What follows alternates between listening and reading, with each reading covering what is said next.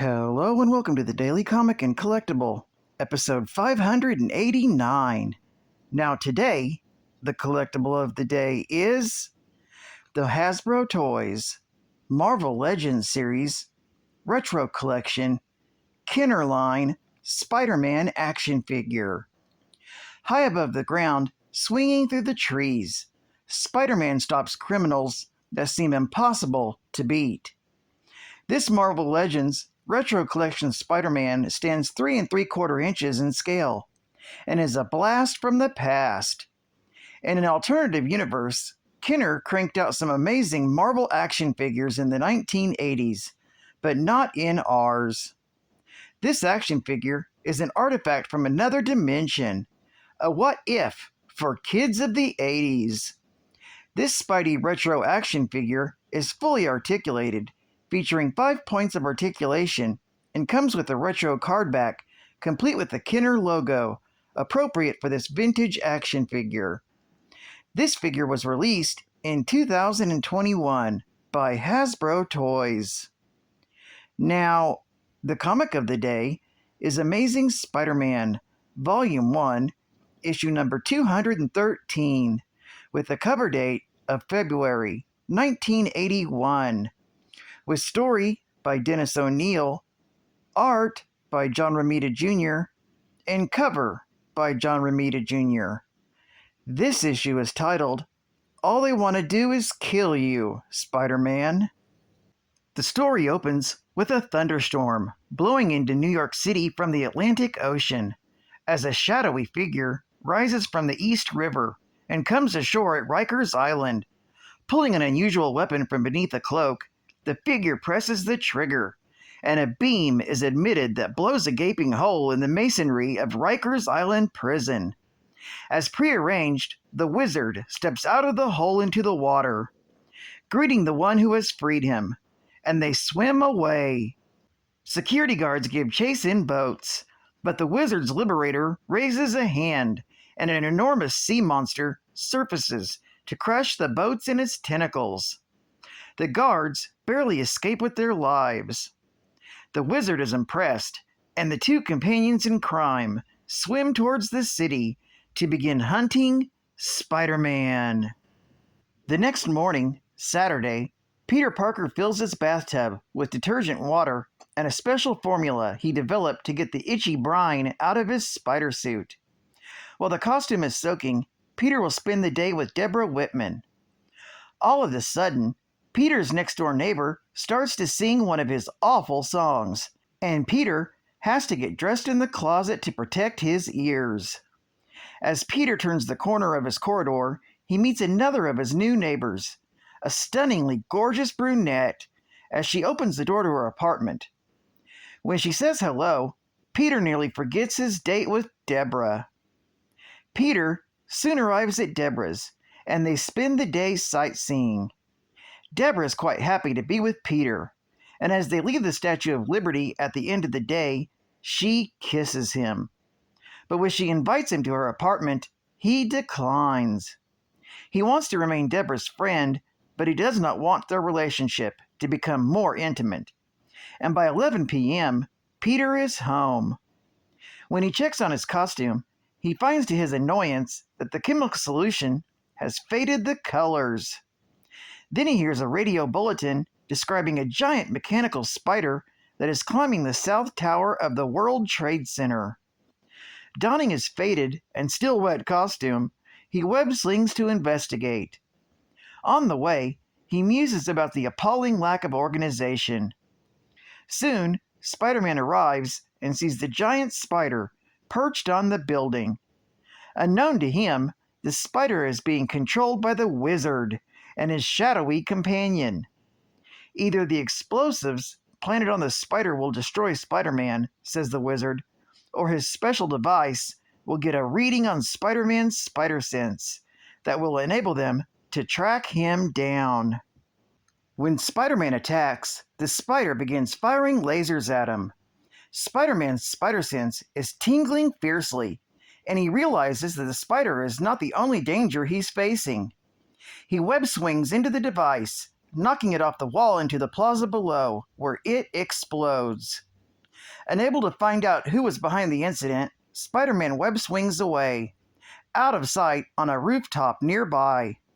The wizard ominously tells his companion that he now has a reading on the waves, emitted by Spider-Man's spider sense. Meanwhile, a derelict called Wino Charlie climbs to a roof in Manhattan's Chelsea district in search of a peaceful place for a drink. As he settles in, the wizard and his companion descend to the roof of the adjacent building, which happens to be Peter Parker's apartment house. The wizard's device has given unmistakable indications that Spider-Man is nearby. This pleases the wizard's companion, who has grown impatient with the wizard's vendetta. Indeed, Peter happens to be walking up to the door of the building, angry that the university is charging him a $100 lab fee, money that he does not have. He passes the foyer, where he sees two of his new neighbors. One of them is wearing a cowboy outfit, and Peter thinks he's the person who's singing that's keeping him awake at night. The other is a short-bearded man. As Peter is sewing himself a new outfit, the telephone rings. It's Deborah Whitman, calling to say that she enjoyed their date, but their conversation is soon interrupted by a knock on Peter's door. When he answers it, he sees the gorgeous neighbor he saw earlier. She invites him to the roof for a tenants' meeting about an impending rent strike. Peter enthusiastically agrees to go, but as he dresses, the telephone rings again. This time, it's J. Jonah Jameson, offering Peter a $100 bonus if he can get photographs of a subway excavation collapse in Midtown Manhattan before the next edition goes to press.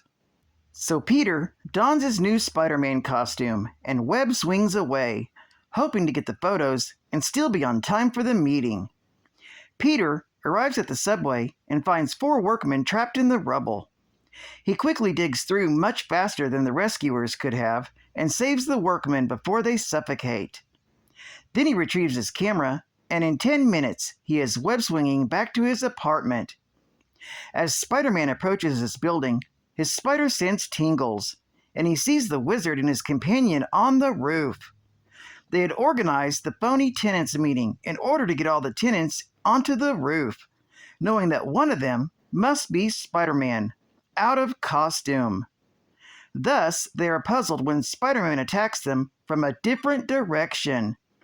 Attributing the error to a flaw in the wizard's tracking device, they fire laser beams at Spider-Man, but he dodges and they destroy a chimney instead.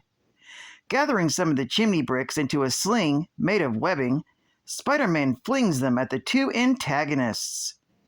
The pair are stunned, but the wizard presses a stud on his sleeve, and suddenly the roof of Peter's building erupts in flame. The wizard and his companion had planted incendiary devices there earlier that evening. Spider-Man leaps to rescue the tenants, as the wizard and his companion escape. Then, Spider-Man tears a fire escape off the building he's on and uses it as a bridge to the burning building. One by one, the tenants walk across the safety, but Wino Charlie, who is passed out from drinking too much liquor, he's still on the flaming roof, oblivious to what has happened around him. Spider-Man quickly spins himself a web shield and jumps to the burning building's roof to save the derelict. But the roof has been weakened by the fire, and when Spider-Man lands on it, he begins to fall through. This story is continued in The Amazing Spider-Man, issue number 214. Geek Fact: Peter is trying to wash the brine out of his costume.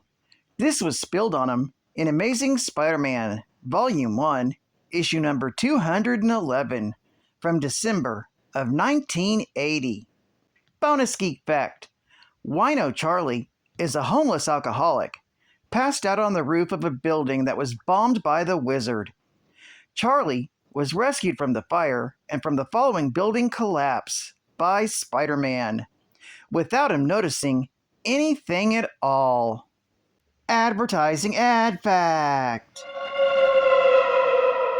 Buy this book, or face the wrath of the dread Dormammu. Watch for the new adventures of Earth's Sorcerer Supreme, as mystically conjured by Roger Stern and Frank Miller. Doctor Strange. Let evil beware, the Doctor is in. On sale every 60 days. And final geek fact. The wizard's powers are derived from the weapons and inventions he built into his battlesuit. The battlesuit is slightly armored and can generate a force field of considerable strength. The suit is enhanced further with his Wonder Gloves and anti-gravity discs. His Wonder Gloves were created to use against the Fantastic Four and enhanced his strength so he could smash an anvil with a single blow. And his anti-gravity discs allow him to fly, move objects, and incapacitate any victim. Well, I'd like to thank you for joining me for another Daily Comic and Collectible, and I hope to see you again Wednesday. This is Catman Comicsman, and I'll catch you on the flip.